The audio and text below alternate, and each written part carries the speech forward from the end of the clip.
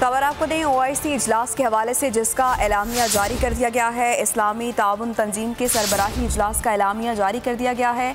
फ़लस्तीन मुस्लिम उम्मा का बुनियादी मसला है। OIC एलामिया में ऐसा लिखा गया है, जबकि मकबूजा बैतुल मक़दस फ़लस्तीन का दारुल हुकूमत है। एलामिया आलमी करारदादों के मुताबिक फ़लस्तीन से इजरायली कब्ज़ा ख़त्म कराया जाए, आज़ाद खुद मुख्तार रियासत में ज़िंदगी बसर करना फ़लस्तीनियों का हक है। एलामिया में ऐसा लिखा गया है, जबकि सऊदी अरब, मुत्तहिदा अरब अमारात में दहशतगर्द हमलों की मजम्मत की गई है। इजलास में हर किस्म की दहशतगर्दी, इंतहा पसंदी, तासुब पसंदी की मजम्मत भी की गई है।